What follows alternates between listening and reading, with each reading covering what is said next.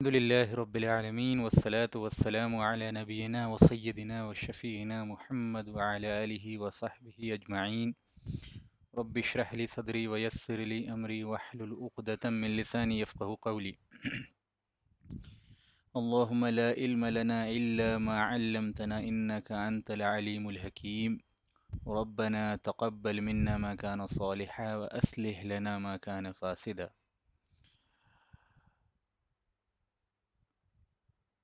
آج جو سیرت میں ہم اسٹوری پڑھنے جا رہے ہیں، پورا کا پورا لیکچر جو ہے وہ ایک شخصیت کے اوپر ہوگا. وہ حضرت سلمان فارسی رضی اللہ عنہ، بہت مشہور صحابی ہیں.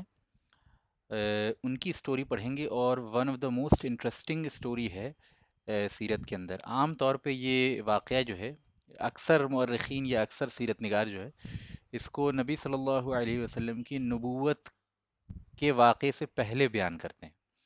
ہم نے اس کو اس موقع پہ اس لیے بیان کیا ہے کہ سلمان فارسی رضی اللہ عنہ کی جو پوری جرنی ہے، وہ جرنی زیادہ ریلیونٹ محسوس ہوتی ہے اگر ہم اسلام کے نشو و نما کو کے بنیادی مراحل کو سمجھ لیں. تو یعنی اسلام مکے میں کس طرح ابتدا ہوتا ہے، اور مکے کے جو واقعات ہیں تمام کے تمام، اور جو اس میں گہرے تکنیکی پہلو ہیں، اور پھر ابتدائی جنگیں جو ہوئی ہیں، یہ ساری چیزیں ریلیونٹ تب ہوگا یہ واقعہ جب یہ ساری چیزیں سمجھ میں آ جائے.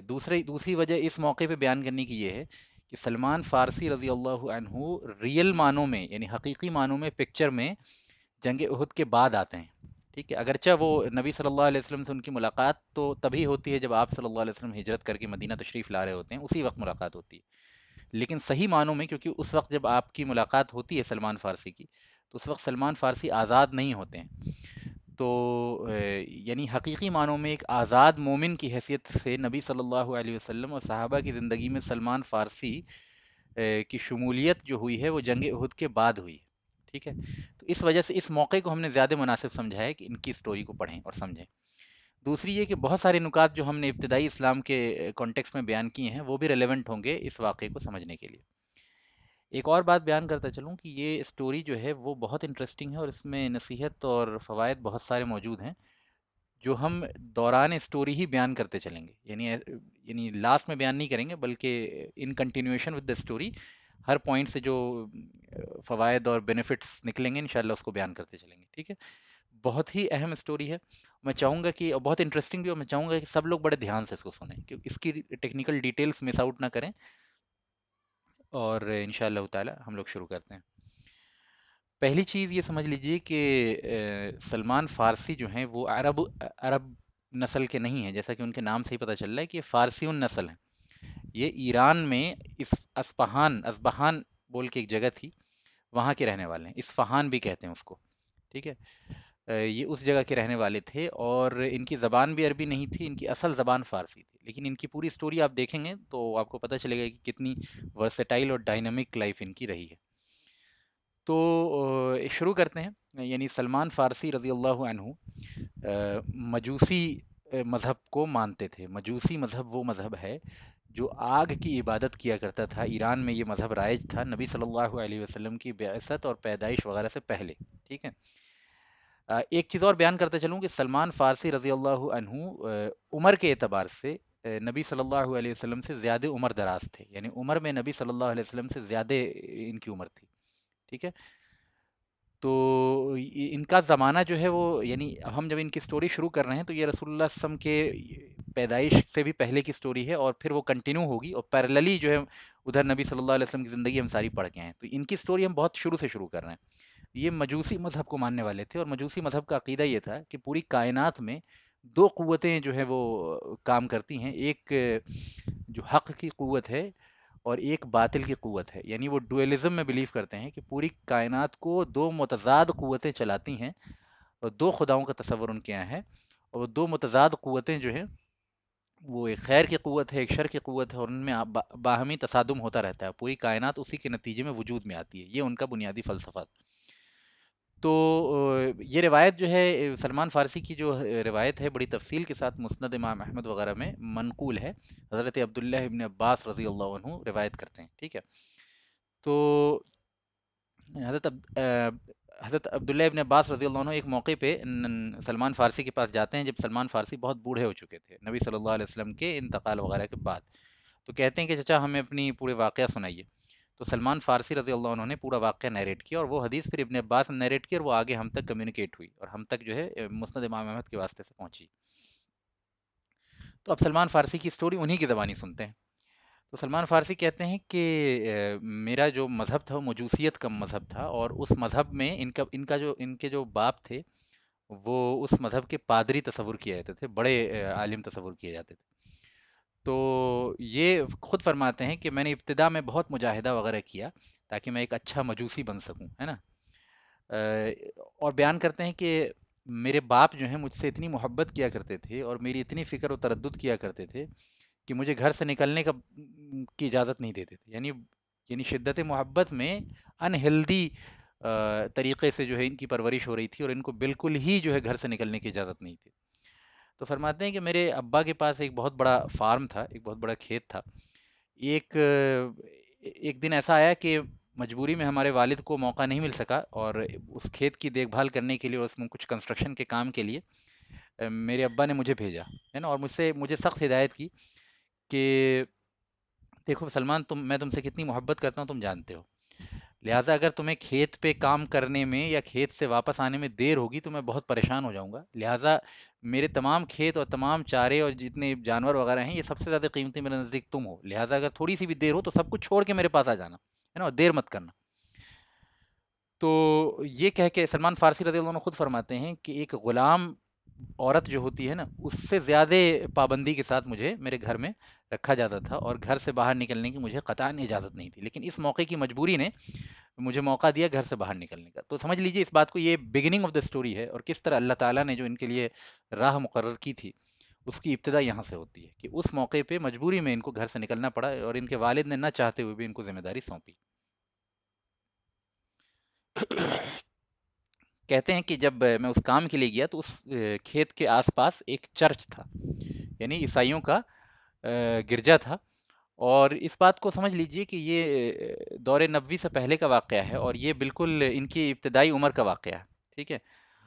اور اس زمانے میں جو عیسائیت تھی وہ اس درجے کرپٹڈ نہیں تھی، کم سے کم، یعنی کرپٹڈ تھی، بائی اینڈ لارج کرپٹڈ تھی، لیکن اس میں کچھ ایسے طبقے موجود تھے عیسائیوں میں جو حضرت مسیح علیہ السلام کی تعلیمات کو جزوی حیثیت سے کم بہت سی تعلیمات کو اپنی زندگی میں قائم کیے ہوئے تھے، اور ان پہ کاربند بھی تھے.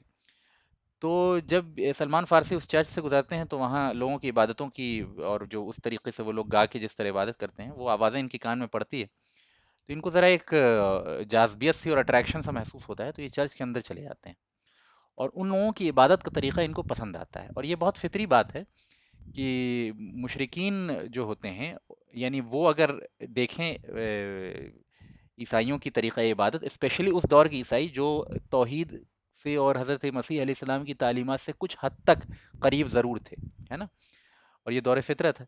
تو ایک سلیم الفطرت انسان کے اندر اس طریقہ عبادت میں، طریقہ تعبد میں ایک اٹریکشن محسوس ہوگا. تو ان کو وہ چیز بھانے لگی، ہے نا. اور بھانے لگی تو یہ وہیں بیٹھ کے اسی پریئر کو سنتے رہے، ان کے طریقہ عبادت کو دیکھتے رہے، اور ان کے یعنی طور طریقے کو فالو کرنے کی کوشش کرتے رہے، جس کی وجہ سے دیر ہو گئی بہت، اور رات ہو گئی. ان کے ابا اتنے پریشان ہو گئے کہ انہوں نے بہت مختلف علاقوں میں آدمی وغیرہ بھیج دیے، کہیں نہیں ملے کیونکہ چرچ کے اندر بیٹھے ہوئے تھے. کسی نے سوچا بھی نہیں ہوگا چرچ کے اندر جا کے کھوجنے کی بھی کسی نے جو ہے وہ زحمت گوارا نہیں کی ہوگی. تو بہرحال یہ جب وہ پریئر وغیرہ سے فارغ ہوئے تو واپس آ گئے اپنے گھر. ان کے باپ نے ان سے کہا کہ تم کہاں چلے گئے تھے، تمہاری وجہ سے میں اتنا پریشان تھا. تو انہوں نے کہا کہ میں فلاں فلاں مقام پہ گیا تھا، اور میں نے ان لوگوں کے طریقہ عبادت کی آواز سنی اور ان کے سانگس وغیرہ کو سنا، تو میری طبیعت ان کی طرف جو ہے اٹریکٹ ہوئی. میں چرچ میں چلا گیا اور ان کے طریقہ عبادت کو دیکھنے لگا اور اس سے محظوظ ہونے لگا. تو اب ان کے باپ کو بڑی تشویش ہوئی کہ ظاہر ہے کہ یہ اپنے قوم کے پادری قسم کے آدمی تھے، اور بڑے لیول پہ یعنی ان کے مذہب کے پیشواؤں میں سے تصور کیے جاتے تھے. تو انہوں نے کہا کہ نہیں بیٹا، ان کا مذہب جو ہے باطل ہے اور ہمارا مذہب حق ہے، ان کے مذہب کی طرف تم دھیان نہ دو. تو سلمان فارسی نے برجستہ کہا کہ نہیں، ان کا مذہب ہمارے مذہب سے اچھا ہے، یعنی یہ کھل کے اپنے باپ سے کہہ دیا. اب ظاہر ہے اس موقع پہ سلمان فارسی کے باپ کو بڑی مطلب پریشانی محسوس ہوئی، اور انہوں نے جو ہے اپنے بیٹے کو زنجیروں میں جکڑ کے اپنے گھر کے اندر رکھ دیا. یعنی شدت محبت اور پھر تردد اتنا تھا، ان کو یہ خدشہ تھا کہ کہیں یہ عیسائیت سے مرعوب ہو کے اور اس سے متاثر ہو کے قبول نہ کر لے، تو ان کو گھر میں زنجیروں میں باندھ کے رکھ دیا گیا۔ اچھا، جب سلمان فارسی چرچ میں گئے ہوئے تھے اور ان کے طریقہ عبادت وغیرہ سے متاثر ہوئے، تو وہاں کے میں سے کسی شخص سے پوچھا کہ تم لوگوں کا مرکز کیا ہے، تمہارے دین کا مرکز کیا ہے؟ یعنی ہر دین کا جیسے ہمارا کعبہ جو ہے وہ مرکز ہے، مکہ مرکز ہے، اسی طرح مختلف ادیان کا مرکز ہوتا ہے۔ تو پوچھا کہ تمہارے دین کا مرکز کیا ہے، کون سی جگہ ہے جو سینٹرل پلیس ہے تمہارے ریلیجن میں؟ تو انہوں نے بتایا کہ ہمارے دین کا جو مرکز ہے وہ فلسطین ہے، جو الشام میں ہے۔ اور آپ جانتے ہیں کہ جو شام جو ہے پورے علاقے کو کہا جاتا تھا اس زمانے میں، فلسطین، جارڈن، اور جو ابھی آپ کہہ لیجئے کہ لبنان اور سیریا وغیرہ یہ سارے علاقے ہیں، وہ سب کے سب الشام ہی تھے، ہے نا؟ تو انہوں نے کہا کہ وہ الشام جو ہے وہ ہمارا ہولی لینڈ ہے، وہ ہمارا مرکز ہے۔ تو سلمان فارسی ان سے یہ کہہ کے چلے آئے کہ میں فلاں فلاں مقام پہ رہتا ہوں، اور اگر تمہیں کبھی بھی معلوم چلے کہ شام کوئی قافلہ جا رہا ہے یہاں سے، اصفہان سے شام کی طرف تمہارا کوئی قافلہ جا رہا ہے، تمہاری دینی گروہ کی کوئی جماعت اس علاقے کی طرف جا رہی ہے، تو مجھ تک میسج پہنچوا دینا، میں تم لوگوں کے ساتھ شامل ہونا چاہتا ہوں۔ یہ کہہ کے یہ اپنے گھر آ گئے۔ اب ظاہر ہے گھر آئے تو ان کو پابندی لگ گئی اور زنجیروں میں ان کو جکڑ دیا گیا۔ بہرحال اللہ کو جو چیز منظور ہوتی ہے تو وہ ہو کر رہتی ہے۔ تو بہرحال جب وہ قافلہ تیار ہوا اصفہان سے شام کی طرف جانے کے لیے، تو ان تک خط پہنچا، اور ان تک خط پہنچا تو یہ موقع دیکھ کے انہوں نے اپنی زنجیریں کاٹ ڈالیں اور بھاگ کے اس قافلے میں شامل ہو گئے، اور اس قافلے کے ساتھ سفر کرتے ہوئے الشام چلے گئے۔ ٹھیک ہے؟ تو یہاں پہ ایک نوٹ کر لیجئے، ایک پوائنٹ پھر سے جو میں ضمناً بیان کر رہا ہوں، آگے کئی دفعہ اس پہ اسٹریس کروں گا، کہ ان کے اندر طلب حق کی جستجو بہت زیادہ تھی۔ یعنی خدا تک پہنچنے کا کون سا راستہ سب سے سچا ہے، اس کی چاہت ان کے اندر بہت زیادہ تھی۔ یہ طلب اور چاہت ہی تھی نا جس کی وجہ سے وہ اپنے باپ اور اپنے گھر کو چھوڑ کر اس قافلے سے میں شامل ہونا چاہتے ہیں، اور اس قافلے کے ساتھ ایک ایسے ملک میں جانا چاہتے ہیں جہاں کی وہ نہ زبان جانتے ہیں، نہ کلچر جانتے ہیں، نہ یہ جانتے ہیں کہ جس قافلے کے ساتھ میں جانے والا ہوں وہ لوگ مجھے کہیں دھوکہ نہ دے دیں، وہ مجھے کہیں قتل نہ کر دیں، وہ میرا کہیں سامان نہ لوٹ لیں۔ ٹھیک ہے؟ پھر جہاں میں پہنچوں گا وہاں کی مجھے کوئی زبان ہی نہیں آتی، اور اس زمانے میں ظاہر آپ جانتے ہیں کتنی پریشانیاں ہوتی ہوں گی۔ آج کے زمانے کی طرح ٹرانسلیٹرس اینڈ گوگل ٹرانسلیٹ اور اس طرح کی ساری چیزیں نہیں تھی، ہزار قسم کی فیسلٹیز جو ہمارے پاس ہے وہ نہیں تھی۔ تو اس زمانے میں کسی فورن لینڈ میں جانا یہ اپنے آپ میں بہت بڑا چیلنج تھا، اسپیشلی ایک تنہا لڑکے کا ایک ایسے قافلے کے ساتھ جس قافلے کو بھی وہ نہیں جانتا۔ تو یہ طلب حق کی جستجو جو تھی وہ ان کے اندر اتنی زیادہ افان مارتی تھی کہ یہ اس بات کے لیے ساری تکلیفوں کو برداشت کرنے کے لیے تیار تھے۔ یہ سلمان فارسی کی شخصیت کا ایک ممتاز پہلو ہے جو آگے کئی جگہ جو ہے ریکر ہوگا، اور یہ وہ خوبی ہے جو اللہ تعالیٰ کو اتنی پسند ہے کہ کسی آدمی کے اندر طلب حق کی سچی جستجو ہو۔ یہ ممکن نہیں ہے کہ اللہ تعالیٰ پھر جو ہے اس کو حق کی راہ نہ دکھائے۔ یہ ہم سلمان فارسی کے اگزامپل سے بھی دیکھیں گے آگے انشاءاللہ تعالیٰ۔ تو اس طرح سے سلمان فارسی جو ہیں شام پہنچ جاتے ہیں۔ اب جب وہ شام پہنچتے ہیں تو وہاں کی کچھ زبانیں وغیرہ سیکھتے ہیں، کچھ مدت تک کچھ ادھر ادھر کام کرتے ہیں، کچھ جو بھی ایک طریقہ ہو سکتا ہے زندگی گزر بسر کرنے کا، جتنی مشقتیں ہوئی ہوں گی، جتنا اسٹرگل کیا ہوگا اس کا اندازہ بھی ہم نہیں کر سکتے۔ ہم بہت ہی کمفرٹیبل گلوبلائزڈ ورلڈ میں رہتے ہیں۔ تو بہرحال وہاں پہنچے، پھر انہوں نے کچھ مدت کے بعد پتہ لگوایا کہ یہاں کا سب سے بڑا عالم کون ہے، تمہارے مذہب عیسائیت کا سب سے بڑا عالم کون ہے، سب سے بڑا بشپ کون ہے؟ تو لوگوں نے بتایا، خاص گرجا کی طرف اشارہ کیا کہ اس چرچ کا جو پادری ہے، بشپ ہے، وہ سب سے بڑا عالم ہے عیسائیت کا اس علاقے میں۔ تو جب یہ اس کے پاس جاتے ہیں اور اپنی ساری سٹوری سناتے ہیں اور کہتے ہیں کہ میں آپ سے علم حاصل کرنا چاہتا ہوں، جو آپ کا مذہب ہے اس کو تو میں نے قبول کر ہی لیا ہے، لیکن اب میں اس کا علم حاصل کرنا چاہتا ہوں۔ تو پادری نے کہا کہ ٹھیک ہے، تم میرے ساتھ رہ لو۔ اب یہ بہت بڑا عالم ضرور تھا، لیکن یہ انتہائی مکار قسم کا آدمی تھا۔ سلمان فارسی خود فرماتے ہیں کہ یہ وہ شخص تھا جو لوگوں سے نظر و نیاز قبول کرتا تھا اور اس کو اپنے فائدے کے لیے استعمال کرتا تھا۔ یعنی لوگ جو بھی نظر و نیاز غریبوں کے لیے لا کے چرچ میں رکھتے تھے، یہ اپنے استعمال کرتا تھا، اور لوگوں کے سونے چاندی وغیرہ، اور آپ جانتے ہیں جیسا کہ عیسائیوں کے ہاں جو ہے وہ اس طرح کے مطلب مذہبی معاملات میں خرچ کرنے کا جذبہ بہت پایا جاتا ہے۔ یعنی اس زمانے میں اور زیادہ تھا، مذہبیت کا زور زیادہ تھا۔ اب تو چونکہ وہ الہاد وغیرہ کی ہوا ایسی چلی ہے کہ ان کے ہاں پھر ان چیزوں کی ویسی قدر نہیں ہے، لیکن جب مذہبیت کا زور تھا عیسائیوں میں تو وہ بڑا خرچ کیا کرتے تھے، اور مذہبیت کا زور جنون کی حد تک جو ہے عیسائیوں میں پایا جاتا تھا۔ اس کی بہت ساری مثالیں ہیں۔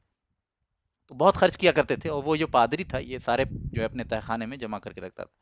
سلمان فارسی خود کہتے ہیں کہ میں نے اس سے علم تو حاصل کیا لیکن وہ انتہائی مکار قسم کا آدمی تھا، اور خود قرآن نے اس کی مطلب شہادت دی ہے کہ ان کثیرا من الاحبار والرحبان یأکلون اموال الناس بالباطل، کہ بہت سے جو احبار ہیں یعنی یہودی علماء ہیں اور رہبان اور عیسائی علماء ہیں، اور یعنی بدقسمتی سے یہ چیز ہمارے یہاں بھی ہے کچھ حد تک، اور ان کے جتنی نہیں ہے لیکن ہیں ہمارے یہاں بھی، یأکلون اموال الناس بالباطل، وہ لوگوں کا مال جو ہے باطل طریقے سے کھا جاتے ہیں. ٹھیک ہے، اس کی بہت ساری طرق ہیں، بہت سارے طریقے ہیں جن کے ذریعے جو ہے لوگوں کا مال کھاتے ہیں لوگ. اس کی تفصیل میں جائے بغیر یہ اگزامپل ایک بہت بڑا واضح ثبوت ہے کہ ایسے اس قسم کے لوگ رہتے ہیں. یہاں پہ نوٹ کرنے والی بات یہ ہے کہ سلمان فارسی کو اس شخص کی ذاتی کمزوری تحصیل علم کے راہ میں مانع نہیں بنی. بہت امپورٹنٹ پوائنٹ ہے نوٹ کرنے کا. بسا اوقات ایکسپیکٹیشنز جب بہت ہائی ہوتی ہیں کسی شخص سے، اور اس شخص کے اندر کچھ شخصی کمزوریاں وغیرہ ہوتی ہیں، تو اس کی وجہ سے اس آدمی کے علم سے اتنا استفادہ نہیں کر پاتا. یہ فطری ہے، لیکن یہ علم کی راہ میں رکاوٹ بھی بنتا ہے. یعنی اعلیٰ ذوق جو ہے علم کا، وہ اس بات کا تقاضا کرتا ہے، اور اعلیٰ طلب جو ہے علم کی، وہ اس بات کا تقاضا کرتی ہے کہ جس سے علم حاصل کیا جا رہا ہے اگر اس میں ذاتی یا شخصی کمزوریاں بھی ہوں، اگر وہ واقعی صاحب علم ہے، تو یہ ذاتی اور شخصی کمزوری معنی نہیں بنے، رکاوٹ نہیں بنے، ہیمپر نہیں کریں your journey of seeking knowledge. ٹھیک ہے، یہ سلمان فارسی کے اس ایگزامپل سے سمجھ میں آتا ہے کہ despite the fact that he was extremely hateful towards this bishop, but he never left him. He continued learning from him because he wanted to learn irrespective of what kind of character that bishop had. ٹھیک ہے، اور جب اس کا انتقال ہو جاتا ہے bishop کا، تو جب یعنی ایک گرینڈ سیریمنی ہو رہی تھی، تو سلمان فارسی اس موقع پہ آتے ہیں لوگوں کے سامنے اور کہتے ہیں کہ یہ بہت ہی فاسق و فاجر شخص تھا اور لوگوں کے مال وغیرہ کھا جاتا تھا. لوگ بڑے بھڑک گئے کہ یہ کیسی باتیں تم کر رہے ہو، اتنا بڑا عظیم پادری. تو سلمان فارسی نے کہا میرے پاس پروف ہے. پھر اس لوگوں کو لے جا کے تہخانے میں دکھایا، اور دکھایا کہ کتنے تم نے اتنے سالوں سے جو سونے چاندی وغیرہ اور جتنے جواہرات وغیرہ اس کو دیے تھے صدقے کے طور پہ جو غریبوں میں تقسیم کرنے کے لیے، سارا کا سارا اس نے جو ہے 7 پیٹیاں بھر کے اپنے پاس جمع کر رکھی. جب لوگوں کو یہ بات معلوم چلی، ظاہر ہے ان کا غصہ بھڑک پڑا، اور انہوں نے اس پادری کو جو ہے سولی پہ چڑھا دیا، یعنی اس کے مردہ جسم کو سولی پہ چڑھا دیا، اور اس کو پراپر بریل وغیرہ بھی نہیں دیا. اس کے بعد کیا ہوا کہ اسی چرچ کے اندر ایک دوسرا پادری آتا ہے، دوسرا بشپ آتا ہے، اور یہ دوسرا شخص جو ہے اس کے بارے میں خود سلمان فارسی کی شہادت سنیے، خود وہ گواہی دیتے ہیں. وہ کہتے ہیں کہ میں نے کسی شخص کو بھی، یعنی کسی 5 وقتہ نمازی کو، یہ بہت پیاری پیاری لائن، اس کو سمجھیے گا، کسی 5 وقت نماز پڑھنے والے شخص کو بھی میں نے ایسا نہیں دیکھا جو اس نئے پادری سے زیادہ زاہد، یعنی زیادہ زہد میں اس سے زیادہ، اور آخرت کے معاملات میں اس سے زیادہ حریص تھا، اور دن اور رات جو ہے وہ آخرت کی تگودو اور آخرت کی فکر میں لگا رہتا تھا. یعنی میں نے مسلمانوں میں بھی، عام مسلمانوں میں، یہ بات کہہ رہے ہیں کہ میں نے عام مسلمانوں میں بھی کسی شخص کو، یعنی کسی 5 وقت نماز پڑھنے والے عام مسلمانوں میں بھی کسی شخص کو آخرت کے معاملات میں اتنا مستعد اور دنیاوی زندگی سے اتنا بیزار اور زہد و تقوی کی زندگی اس درجے گزارنے والا نہیں پایا. یعنی یہ دوسرا بشپ جو تھا، یہ بہت زیادہ جو ہے اس کے اندر للہیت اور خدا ترسی وغیرہ تھی، اور اللہ تعالیٰ، یعنی وہ اللہ کو جس بھی نام سے پکارتا ہو، لیکن وہ اللہ تعالیٰ کے تقرب میں اور خدا کی عبادت وغیرہ میں بہت منہمک تھا. اور تیسری چیز یہ کہ یہ جو ٹرینٹی کا کانسیپٹ ہے عیسائیوں کے ہاں، ان سب چیزوں سے پاک تھا، کیونکہ سلمان فارسی کی شہادت ہے اس معاملے میں کہ یہ جتنے بھی پادریوں سے ان کا سابقہ پیش آئے گا، یہ سب کے سب توحید پہ تھے. اگرچہ وہ عیسیٰ علیہ السلام کی بچی کھچی تعلیمات میں سے جو توحید کا جز تھا اس پہ ہی قائم تھے، مکمل طور پہ ان کے پاس دین حق بھی نہیں تھا. لیکن بہرحال جس طرح سے ہم نے جو ہے حنفاء کے بارے میں پڑھا تھا کہ عرب میں بھی کچھ ایسے لوگ تھے جو توحید پہ قائم تھے اور دین ابراہیمی پہ قائم ہونے کا دعویٰ کرتے تھے، اور یعنی شرک وغیرہ سے بیزار تھے. تو اس طریقے کی یہ دوسرا پادری بھی جو تھا، یہ اسی قسم کی، اسی ٹائپ کا آدمی تھا، اور اسی طرح کی تعلیمات کو پھیلاتا تھا. اور سلمان فارسی نے اس کے پاس بہت لمبی مدت گزاری اور اس سے جو ہے تحصیل علم کیا اور اس کی تعریف بھی کی. ٹھیک ہے، اور اس کے خدا ترس ہونے کی اور اللہ تعالیٰ کا خوف اور اللہ سے تقرب اور آخرت وغیرہ کے معاملے میں اس کی مستعدی اور سنسیئرٹی کی بھی تعریف کی. ٹھیک ہے. اب اس پادری کے بھی موت کا جب وقت قریب آتا ہے تو سلمان فارسی اس سے کہتے ہیں کہ جب وہ اپنے بستر مرگ پہ ہوتا ہے تو اس سے کہتے ہیں کہ دیکھیے میں اس دین کو سیکھنے کے لیے آپ کے پاس آیا تھا، اور آپ میرے پورے واقعے کو بخوبی جانتے ہیں، اور آپ یہ بھی جانتے ہیں کہ آپ جس طرز تعلیم اور جس منہج تعلیم پہ آج ہیں، جس دین حق پہ اور حضرت مسیح علیہ السلام کی جس تعلیم کو آپ ریپرزینٹ کرتے ہیں، وہ چیز اب عیسائیوں میں نہیں بچی، بہت کم لوگ بچے ہیں. تو آپ مجھے ریکمینڈ کر دیجئے کہ میں آپ کے پاس آپ کے بعد کس کے پاس جا کے علم حاصل کروں. تو اس پادری نے کہا کہ بیٹا دیکھو، جس طریقے منہج پہ ہم ہیں، میں نہیں جانتا کہ کوئی دوسرا شخص بھی اس طریقے منہج پہ ہمارے ملک میں موجود ہے. البتہ موصل عراق میں ایک شخص ہے جو اسی طریقے کی طرز تعلیم کا قائل ہے اور اسی طریقے سے دین حق پہ قائم ہے اور مسیح علیہ السلام کی بچی کچی تعلیمات کو اسی طریقے سے جو آگے بڑھاتا ہے. تو تم میری موت کے بعد اس سے جا کے ملاقات کرنا. تو اب دیکھیے، یہ نوٹ کرنے کی بات یہ ہے کہ کہاں یہ اصفہان سے چل کے جو ہے وہ شام آتے ہیں، اور شام میں پھر یعنی طویل مدت 2 پادریوں کے پاس ان کی تحصیل علم ہوتی ہے، اور ایک بہت لمبی مدت کے بعد جب اس دوسرے پادری کا موت کا وقت قریب آتا ہے تو یہ اب ان کو عراق بھیج رہا ہے. تو اب ان کا سفر دیکھیے کس طرح سے چل رہا ہے، اصفہان سے الشام، اور شام سے اب یہ موصل عراق کی طرف جا رہے ہیں. موصل میں جو پادری تھا وہ بھی بڑا نیک اور اللہ والا تھا، اور وہ اسی طریقے پہ عبادت وغیرہ میں منہمک رہتا تھا، اور سلمان فارسی کو تعلیم دیتا رہتا تھا کتاب مقدس کی، انجیل وغیرہ کی، اور بھی جو پچھلے انبیاء کے صحیفے وغیرہ اس کے پاس جو بھی بچے ہوئے تھے اس کے بقدر جو ہے تعلیم دیتا تھا. اس کی جب موت کا وقت قریب آیا تو اس نے سلمان فارسی نے پھر وہی ریکویسٹ کی اس سے بھی کہ اب آپ کی بھی موت کا وقت قریب آ رہا ہے، آپ بھی کوئی ایسا شخص ریکمینڈ کر دیجئے جس کے پاس جا کے میں اسی طریقے تعلیم اور اسی دین حق کو جو ہے سیکھتا رہوں.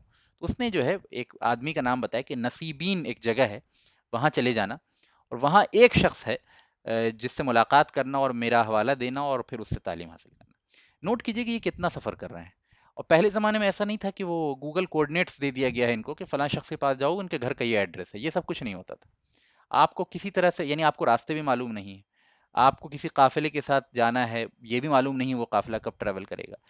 ہزار مشقتوں کے بعد آپ اس شہر پہنچتے ہیں، آپ کو یہ معلوم نہیں ہے کہ اس شخص سے کیسے ملیں گے، اس کا گھر کا کیسے ایڈریس، کس سے پوچھنا ہے، کہاں پوچھنا ہے، کدھر اس کے گھر کا راستہ ہے، کس مقام پہ جا کے پوچھنے سے پتہ چلے گا کہ اس کا راستہ کدھر ہے.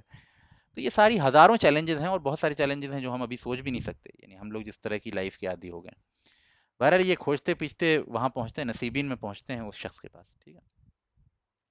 نصیبین میں بھی یہ عرصہ دراز تک عبادت اور ریاضت وغیرہ میں مشغول رہتے ہیں، اور جو ہے وہ اس پادری سے علم حاصل کرتے ہیں اور ریاضت وغیرہ کرتے ہیں اور اپنے طریقے پہ عبادت کرتے رہتے ہیں. جب اس نصیبین کے پادری کا انتقال کا وقت قریب آتا ہے تو اس سے پوچھتے ہیں کہ اب آپ یعنی وہ ساری باتیں پھر بیان کرتے ہیں اور کہتے ہیں کہ آپ مجھے ریکمینڈ کیجئے کہ میں کہاں چلا جاؤں.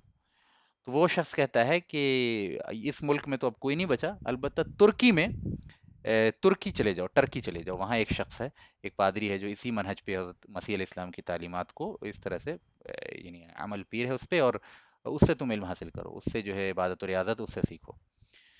تو یہ اب دیکھیے کہ سلمان فارسی اصفہان سے الشام، شام سے جو ہے وہ پھر نصیبین موصول آتے ہیں، موصول سے نصیبین جاتے ہیں، نصیبین سے اب یہ ٹرکی کے لیے نکل رہے ہیں.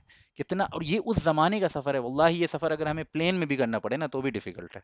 یعنی یعنی پلین میں بھی یہ سفر کرنا پڑے تو بھی ڈیفیکلٹ ہے. ٹھیک ہے. اور یہ اس زمانے کا سفر ہے. آپ ذرا تصور کیجئے کہ ہر جگہ جا رہے ہیں تو نئی زبانیں سیکھنی پڑ رہی ہے، ہر جگہ جا رہے ہیں تو نئے کلچر سیکھنے پڑ رہے ہیں، وہاں کے طور طریقہ سیکھنا پڑ رہا ہے. اور پھر ایسا تو نہیں ہے نا کہ وہاں پہنچ کے سارے کھانے پینے کا انتظام موجود ہے، اور یہ ساری چیزیں بھی خود ہی کرنی پڑ رہی ہیں. وہاں نوکری بھی کرنی پڑ رہی ہے، نوکری کھوجنی پڑ رہی ہے، بھوکے بھی رہنا پڑ رہا ہے، رہنے کے لیے کوئی چھت بھی نہیں ہے.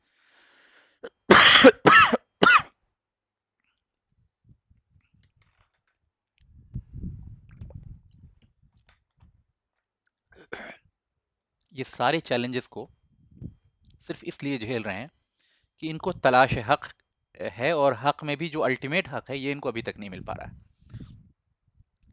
دوسری چیز نوٹ کرنے کی ہے کہ اس موقع پہ بھی سلمان فارسی چاہتے تو مطمئن ہو جاتے کہ اب میں نے تو بڑا طویل عرصہ جو ہے وہ عبادت و ریاضت میں گزار لیا، بہت زیادہ علم حاصل کر لیا، اب ایک جگہ کسی چرچ کو پکڑتا ہوں، اب میری بھی حیثیت ایک عالم کسی ہو گئی ہے، اب میں کسی ایک جگہ ایک چرچ کو پکڑتا ہوں، اسی میں عبادت ریاضت میں رہتا ہوں، میرے کھانے پینے کا بھی انتظام ہو جائے گا، میری روزمرہ کی زندگی بھی اچھی چلے گی. لیکن نہیں، حق کی جستجو ایسی ہے کہ یہ کسی موقع پہ بھی اپنے علم سے مطمئن نہیں ہو رہے ہیں، اور کہہ رہے ہیں کہ نہیں، اس سے بھی زیادہ مجھے حق کو پہچاننا ہے، اس سے بھی زیادہ مجھے جو خدا کو پہچاننا ہے. تو اب یہاں سے یہ ٹرکی کی طرف روانہ ہوتے ہیں.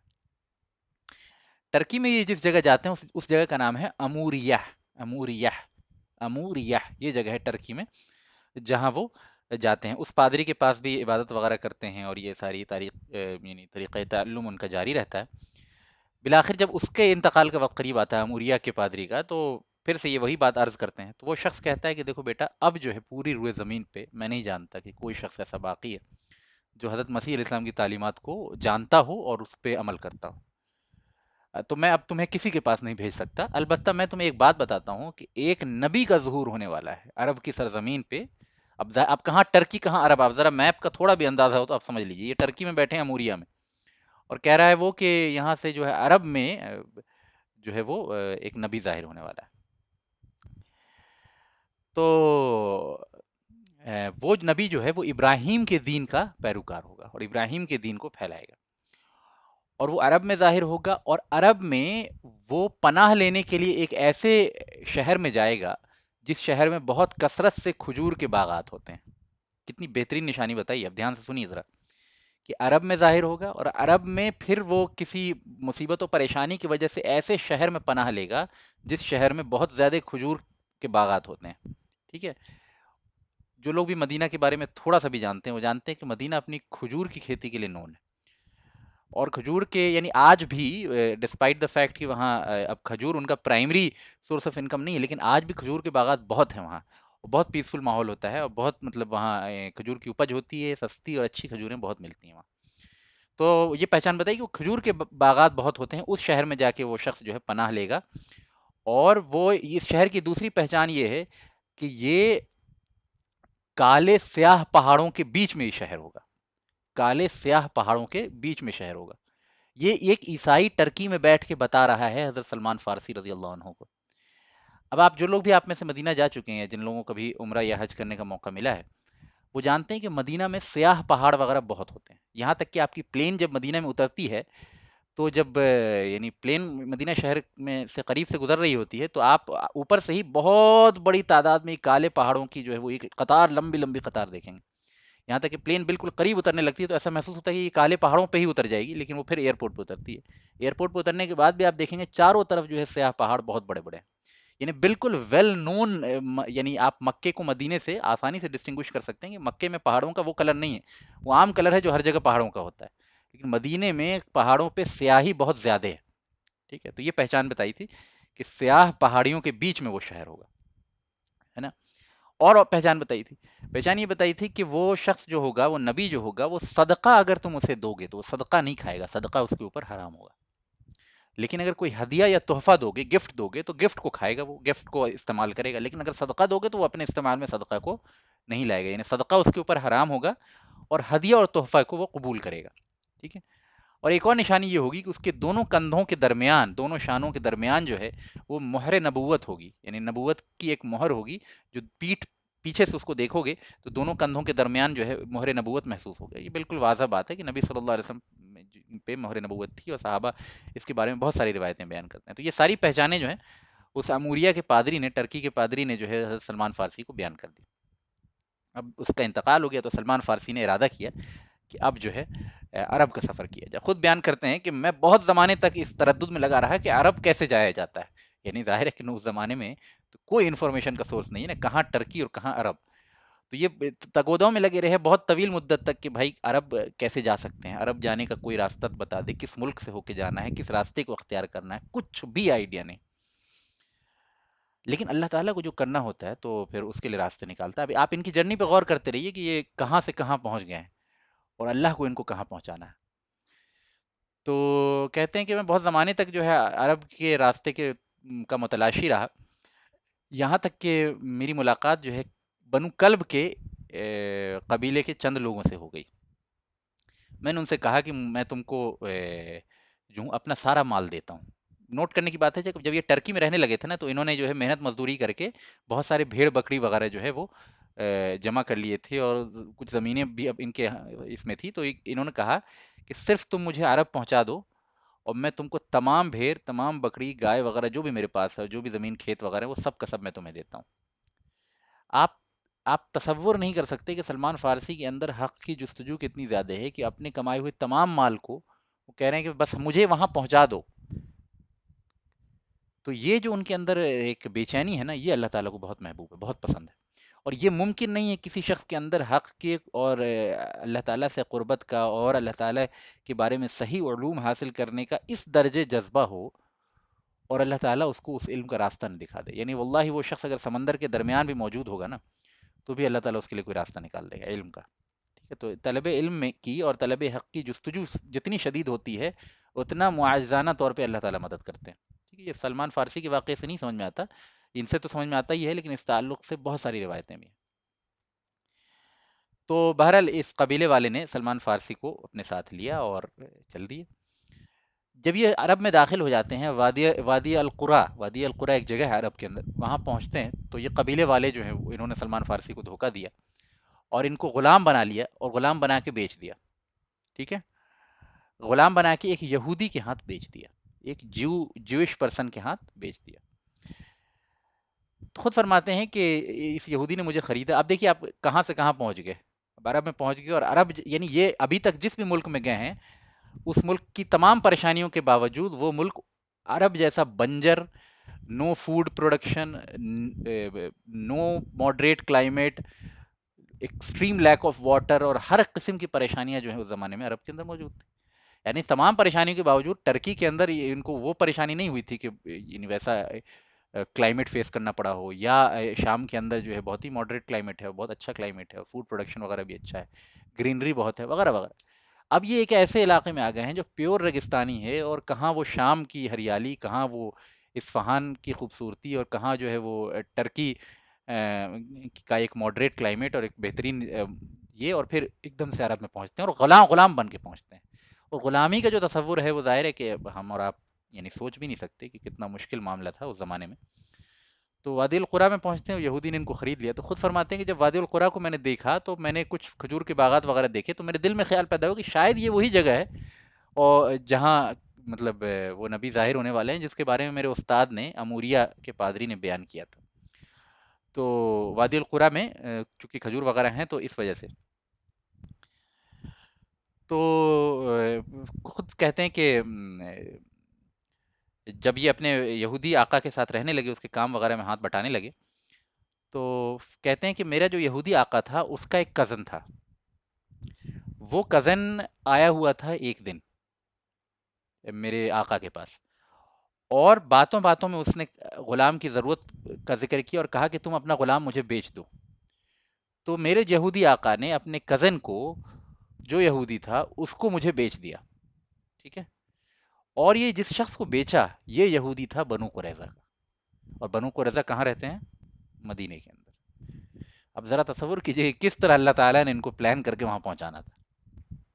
ٹھیک ہے، چنانچہ خود کہتے ہیں کہ وادی القرا سے جب مجھے مدینہ کی طرف لے جا رہا تھا میرا بنو قریظہ کا آقا، تو کہتے ہیں اللہ کی قسم، جیسے ہی میں نے مدینہ کو دیکھا میں نے جان لیا کہ یہ وہی جگہ ہے جس کے بارے میں مجھے بتایا گیا ہے.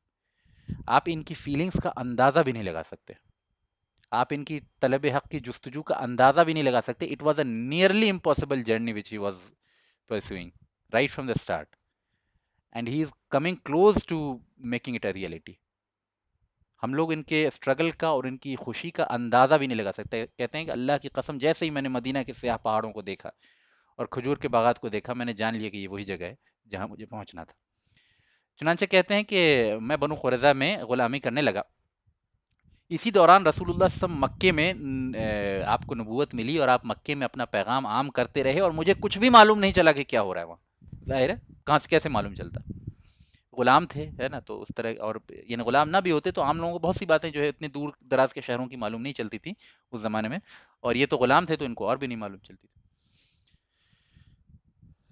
اب ہم دیکھتے ہیں سلمان فارسی کی نبی صلی اللہ علیہ وسلم سے ملاقات کیسے ہوتی ہے. تو کہتے ہیں کہ میں اپنے یہودی آقا کے یہاں ایک دن کام کر رہا تھا، اور پیڑ پہ، کھجور کے پیڑ پہ چڑھا ہوا تھا اور بنو قریظہ کے باغات میں کام کر رہا تھا. تبھی اچانک سے میرے آقا کے پاس ان کا ایک ساتھی ملنے والا آیا، ان کا ایک کزن بھائی آیا، اور بہت غصے میں تھا. ان کا بھائی جو تھا بڑے غصے میں تھا.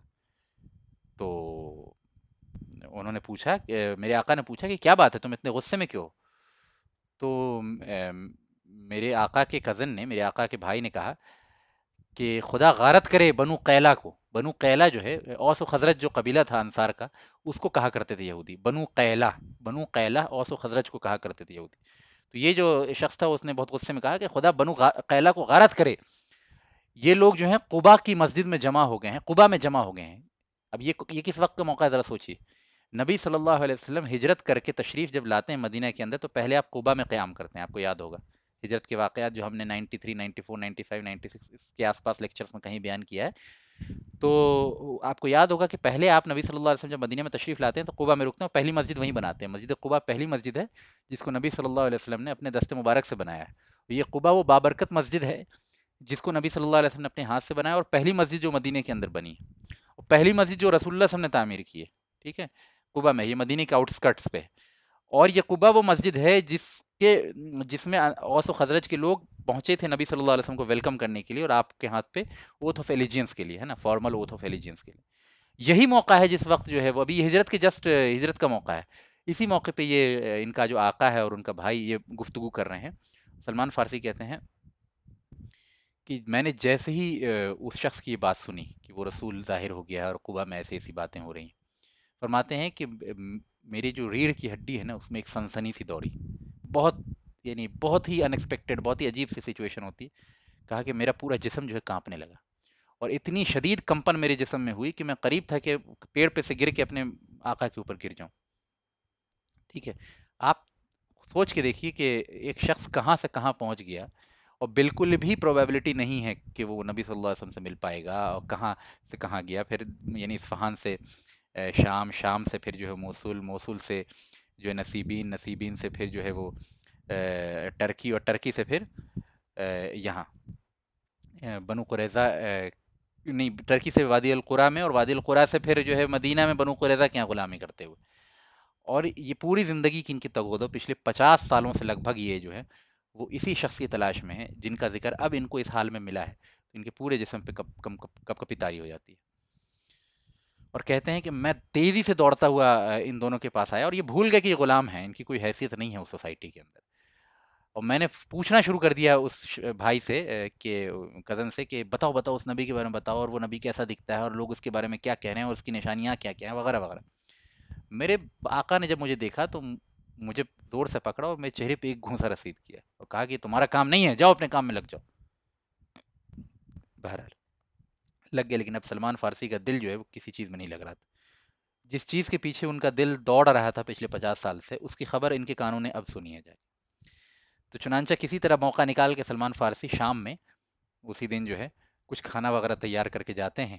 اور اب چونکہ ان کو آزمانا ہے کہ یہ وہی شخص ہیں جن کے بارے میں میرے استاد نے کہا ہے، کیا یہ وہی شخص ہیں، وہ نشانیاں میچ کرانی، کیونکہ جگہ تو میچ ہو گئی ہے، جگہ تو 100% میچ ہو گئی کہ یہ وہی مقام ہے جہاں سے وہ نبی ظاہر ہونے والا ہے، جہاں وہ نبی آ کے پناہ لینے والا ہے.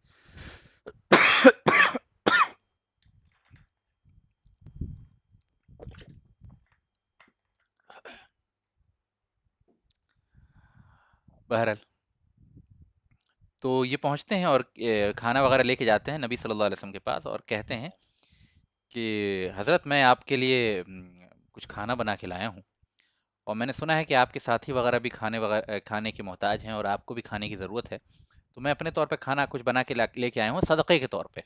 یہ بات انہوں نے جان بوجھ کے مینشن کی. تو آپ اس کو کھا لیجئے. جب نبی صلی اللہ علیہ وسلم کے سامنے پیش کیا گیا تو آپ صدقہ نہیں کھاتے تھے، تو آپ نے اپنے ساتھیوں میں بانٹ دیا، صحابہ کرام کو دے دیا کہ چلو کھا لو تم لوگ. ایک نشانی تو ٹرو ہو گئی کہ صدقہ وہ نبی نہیں کھائے گا، یعنی ابھی جگہ کی ساری نشانیاں ٹرو ہو گئی تھی، اور جو نبی صلی اللہ علیہ وسلم کی ذاتی نشانی بیان کی تھی کہ صدقہ نہیں کھائے گا، ان میں سے ایک نشانی اور ٹرو ہو گئی. دوسرے دن پھر سلمان فارسی کچھ کھانا بنا کے لے کے آتے ہیں اور نبی صلی اللہ علیہ وسلم کی خدمت میں حاضر ہوتے ہیں. کہتے ہیں کہ حضرت میں آپ کے لیے جو ہوں کچھ کھانا وغیرہ لے کے آئے ہوں تحفے کے طور پہ، ہدیے کے طور پہ، تو آپ جو ہے اس ہدیے کو قبول کر لیجئے. تو جیسے ہی یہ ہدیے کا ذکر کیا تو نبی صلی اللہ علیہ وسلم نے اپنے ساتھیوں کو بلایا اور خود بھی کھایا اور باقی ساتھیوں کو بھی کھلایا. تو یہ دوسری نشانی بھی ٹرو ہو گئی کہ وہ ہدیہ اور تحفے کو قبول کرے گا. ٹھیک ہے، اب یہ تیسری نشانی بچی تھی مہر نبوت والی.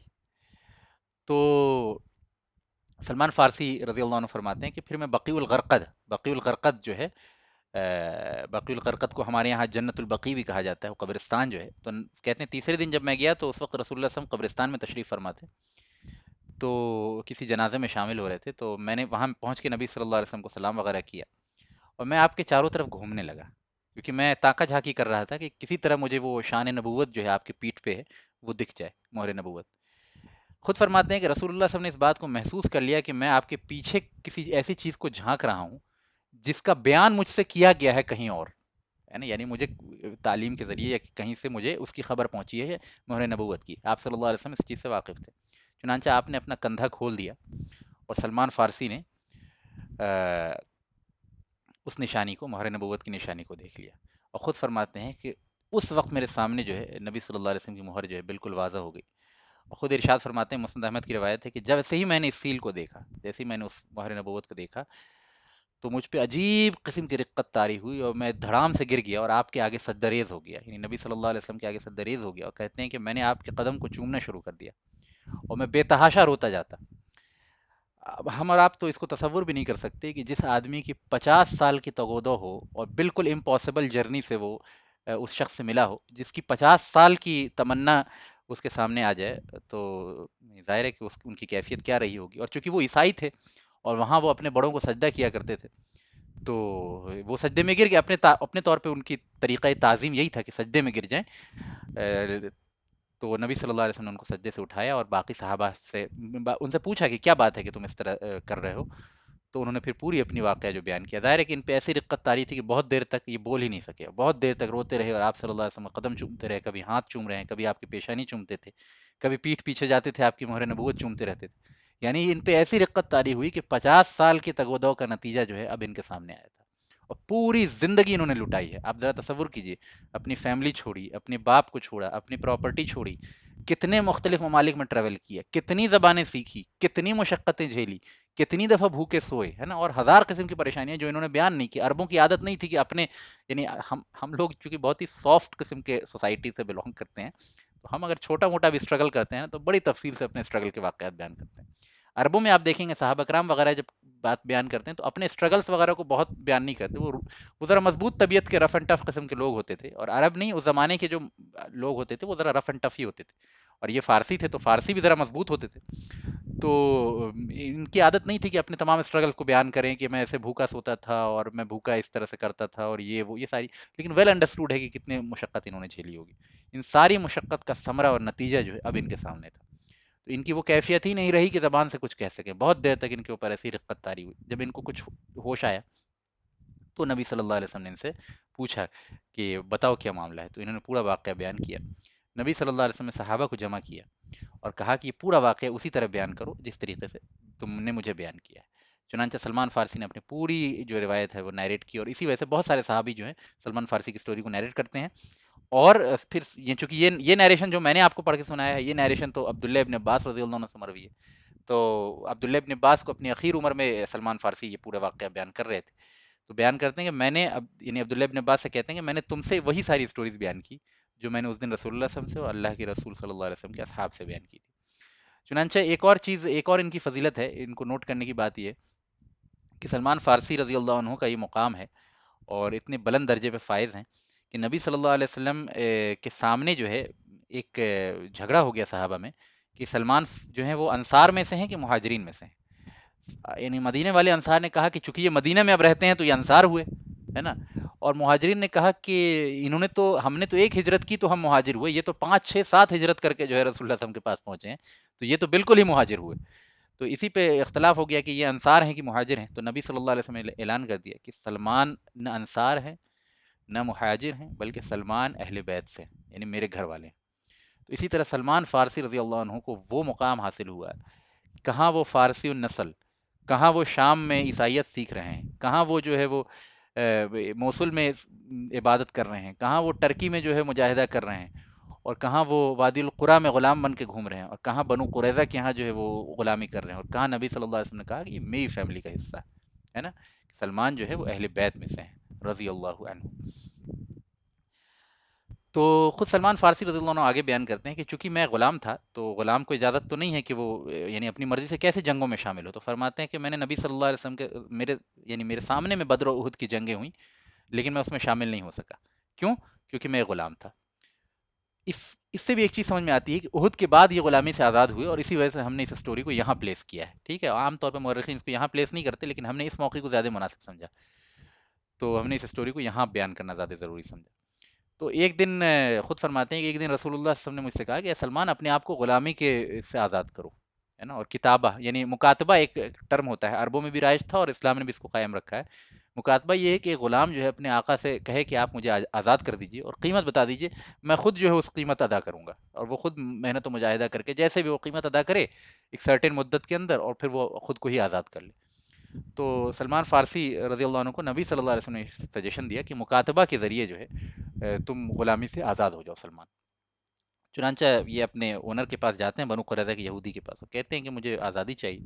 تو اس نے کہا کہ تم مجھے 300 کھجور کے پیڑ لگا کے دو، ظاہر ہے بہت بڑی شرط تھی، اور 40 جو ہے وہ 40 آؤنس گولڈ کا جو ہے سونے کا مجھے دو، اور 300 پیڑ لگا کے دو، اور جب وہ پیڑ بڑے ہو جائیں گے تب میں تمہیں آزاد کروں گا۔ ظاہر ہے اس نے ایسی شرط لگائی تھی کہ یہ کر ہی نہیں پائے کبھی، اور 40 آؤنس الگ سے سونا دو۔ یہ ساری باتیں سن کے وہ نبی صلی اللہ علیہ وسلم کے پاس آتے ہیں اور کہتے ہیں کہ اللہ کے رسول یہ کہاں سے ہو پائے گا؟ تو اللہ کے نبی نے کہا کہ پریشان نہ ہو، صحابہ کو جمع کیا اور کہا کہ اپنے بھائی کی مدد کرو، ٹھیک ہے؟ چنانچہ رسول اللہ صلی اللہ علیہ وسلم نے کہا کہ سب لوگ کھجور کی گٹھلیاں اپنے اپنے گھروں سے لے کے آؤ۔ تو 300 گٹھلیاں جمع کی صحابہ نے، کسی نے 15، کسی نے 20، کسی نے 30، کسی نے 50، جس کے پاس جتنی گٹھلیاں تھیں وہ سب لے کے آتے ہیں، اور نبی صلی اللہ علیہ وسلم نے کہا کہ جب 300 گٹھلیاں جمع ہو جائیں تو خود سے نہ روپنا، مجھے بلانا۔ چنانچہ جب گٹھلیاں جمع ہوئی تو نبی صلی اللہ علیہ وسلم نے اپنے ہاتھوں سے ان 300 گٹھلیوں کو روپا۔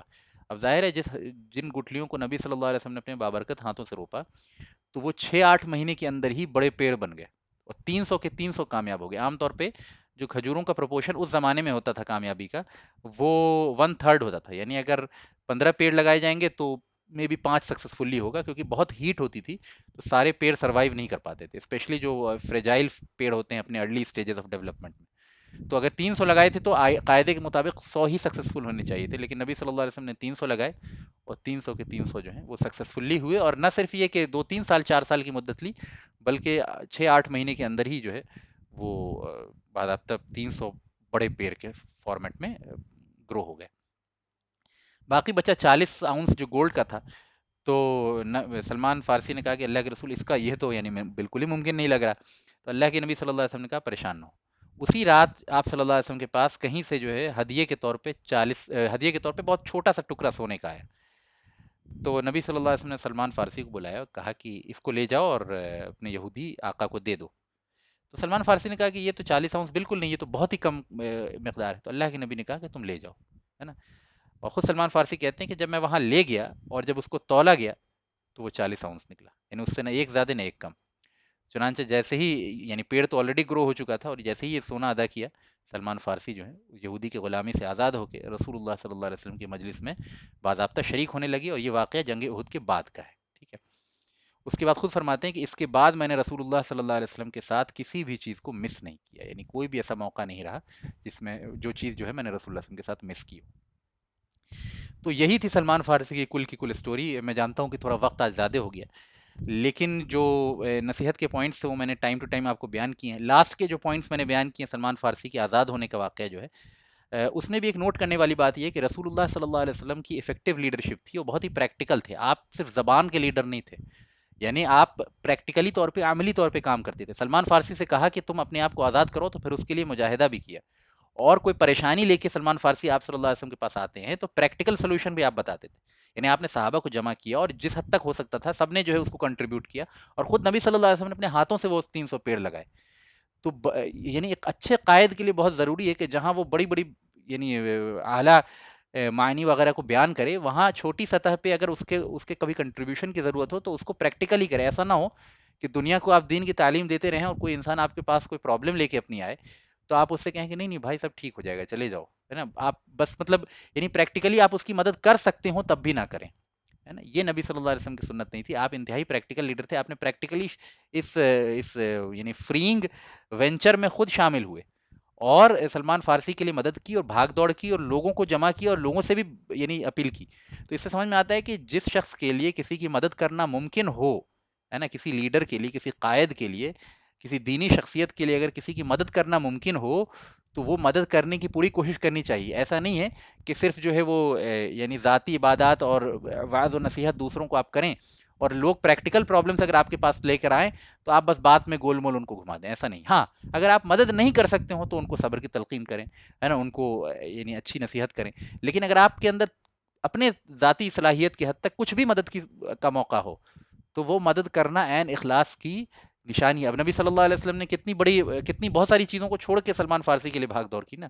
آپ یہ بھی تو کہہ سکتے تھے کہ میں بیٹھ کے دھوپ میں 300 کھجور کا پیڑ لگاؤں گا، اتنی دیر میں کتنی نفل نمازیں پڑھ لوں گا اور اللہ تعالیٰ سے کتنا قریب ہو جاؤں گا، اور ایسے ایسے ذکر کروں گا کہ یعنی یعنی اس استغراق کے ساتھ ذکر کروں گا اتنے لمبی مدت میں کہ اس کا کوئی مقابلہ نہیں ہوگا. لیکن آپ وقت کی ترجیح جانتے تھے کہ اس وقت اللہ تعالیٰ کی رضا اسی چیز میں شامل ہے نا. کس موقع پہ اللہ تعالیٰ کی رضا کس چیز میں شامل ہے، یہ پہچاننا بھی تفقع ہے، علم ہے نا، اس میں بڑی گہرائی ہے. تو یہ نبی صلی اللہ علیہ وسلم اس اعتبار سے بھی انتہائی پریکٹیکل لیڈر تھے. بہت ساری باتیں اس میں میری کہنے کی خواہش تھی، لیکن میں اپنے آپ کو لمٹ کرتا ہوں اور ان شاء اللہ تعالیٰ یہیں پہ جو ہے آج کی بات کو کلوز کرتا ہوں. بہت ہی خوبصورت اسٹوری جو آج ہم نے پڑھی. اللہ تعالیٰ سے دعا ہے کہ اللہ تعالیٰ طلب حق کی وہی جستجو ہمارے اندر بھی پیدا کرے، ہمیں بھی جو ہے طلب علم میں ہر طرح کی قربانی کو خندہ پیشانی سے قبول کرنے والا بنائے، اور ہمارے اندر بھی علم کی للک اور خواہش اتنی مضبوط رکھے جس طرح سے اللہ تعالیٰ اپنے نیک بندوں کے اندر رکھتے ہیں، جن کی بہترین مثال جو ہے سلمان فارسی کی اسٹوری میں. تو ان شاء اللہ تعالیٰ یہیں پہ اپنی بات کو ختم کرتا ہوں. آپ لوگوں کے سوال اس کے بعد ایک ایک کر کے لے لوں گا. وآخر دعوانا وان الحمد للہ رب العالمین.